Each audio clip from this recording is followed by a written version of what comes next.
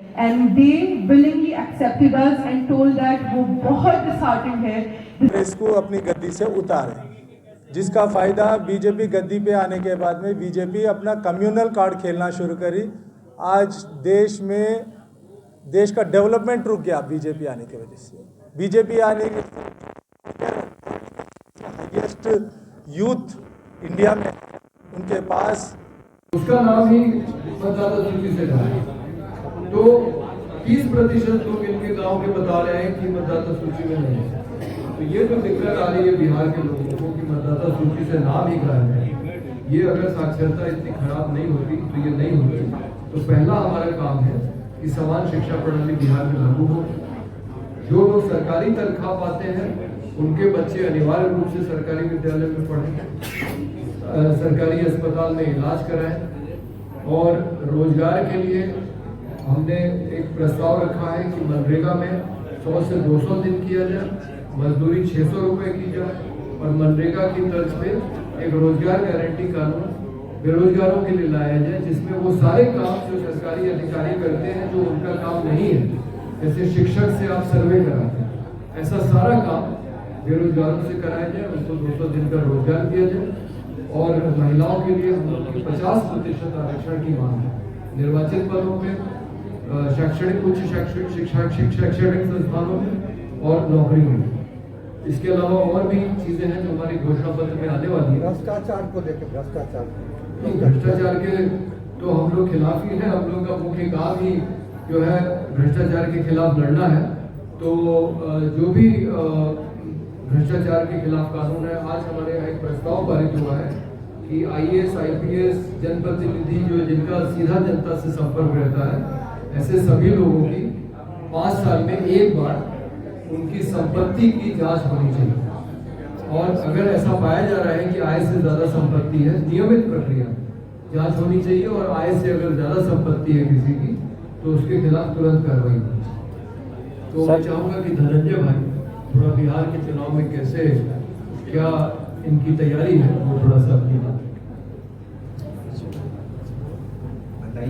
Sir, Bihar में आप लोग गठबंधन के साथ रहिएगा कि अकेले चुनाव लड़ेंगे आप?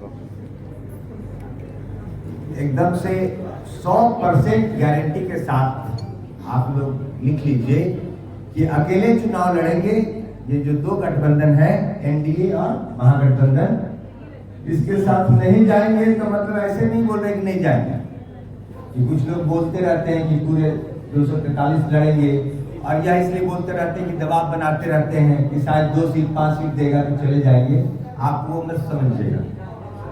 हम लोगों ने कह दिया 243 लड़ेंगे तो लड़ेंगे। इन दोनों महागठबंधन और NDA के साथ हम लोग किसी कंडीशन में नहीं जा रहे हैं। हमारे पास सिर्फ यह चुनौती नहीं है, हमारे पास समाजवाद को जिंदा करने की चुनौती है। जिस समाजवाद को संविधान से हटाने का माहौल देश में तैयार किया जा रहा है, उस संविधान में समाजवाद को हम यह अवसर के रूप में लेंगे कि और मजबूती से, जो हमारी निष्क्रियता के कारण इस तरह का माहौल पैदा हुआ है, तो अब और मजबूती से कैसे इसको हम बुलंदी से देश में आम जनों के दिल में कैसे उतारेंगे, इस पर हम काम करने वाले हैं।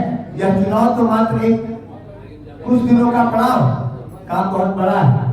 समाजवाद सबके लिए एक समान विचारधारा, अमीर हो या गरीब हो, सब एक समान हो, ऐसी सोच के साथ समाजवाद की परिकल्पना की गई थी। इसका विस्तार बड़ा है, लेकिन सोच मुख्य रूप से है कि सब लोग एक समान हो।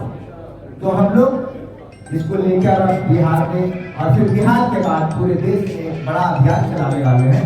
यह चुनाव तो सामान्य बात है, तो हम लोग इस चुनाव में किसी भी गठबंधन में नहीं जा रहे।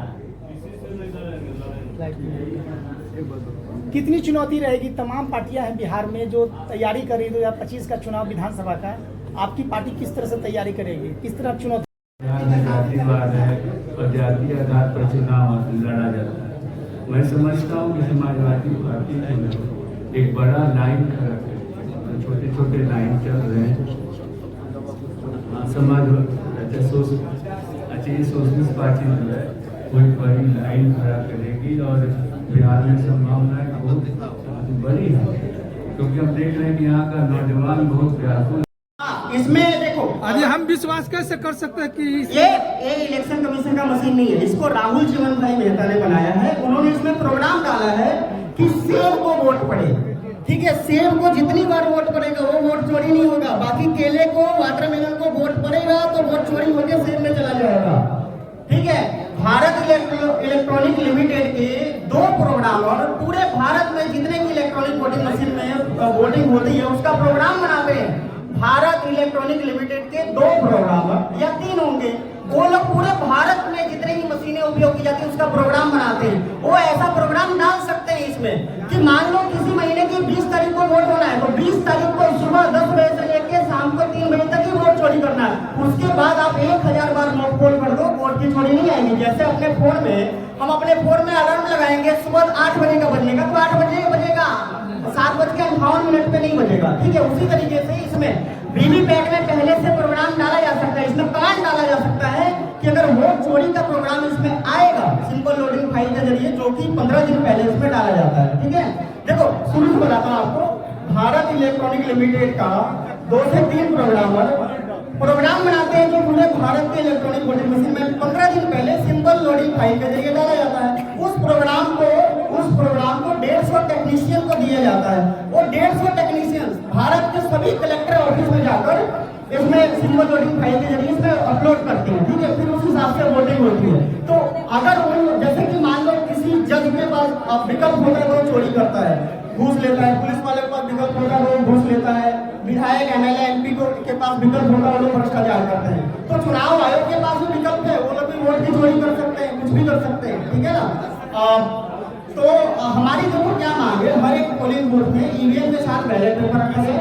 जिसको ईवीएम से प्यार है वो लोग ईवीएम में वोट दें, जिसको बैलेट पेपर से वोट देना है उनको विकल्प मिले, और वोट की गिनती बगैर बैलेट बॉक्स को 1 इंच भी हिलाए लाइव कैमरे के सामने ओपन पोलिंग बूथ में दीवार ना हो सिर्फ पिल्लर हो, ठीक है, और लाइव कैमरे के सामने बगैर 1 इंच भी बैलेट पेपर के बॉक्स को हटाए गिनती हो जाए तो क्या वोट चोरी होगा? नहीं होगा, तो ये सवाल ही खत्म हो जाता है। उसके बाद बहुत सारे लोग बोलते हैं कि भाई मॉक पोल में क्यों नहीं चोरी पकड़ी जाती, तो मैंने आपको बता दिया प्रोग्राम में ऐसा कमांड डाला जाता है। भाई सॉफ्टवेयर का प्रोग्रामर कुछ भी प्रोग्राम डाल सकता है, हमने प्रोग्राम डाला है। आप मान लो पटना जिले का जितना भी पोलिंग बूथ है उन सभी मशीनों में हमारे द्वारा प्रोग्राम डाल दो, हम सोशलिस्ट पार्टी को जिता देंगे। चुनाव आयोग को आप लोग बोल दो कि वो लोग हमें दे दें, हमें सिर्फ प्रोग्राम डालना है, बाकी सारा कुछ उनका, और हम जनता वोट देगी मान लो बीजेपी को और जीत जाएगी सोशलिस्ट पार्टी, समझ रहे हो? तो इस तरीके से होता है। और कोई सवाल हो, मान लो लोग बोलते हैं सुप्रीम कोर्ट में क्यों नहीं जाते? देखो सुप्रीम कोर्ट का जो जज है वो बोलता है मैं प्रोफेशनल वकील से बात करूंगा, तो प्रोफेशनल वकील 5 से 10 लाख रुपए लेता है याचिका लगाने के लिए। अब मान लो हमने उसको दे भी दिया ईवीएम हटाओ 5-10 लाख रुपए, और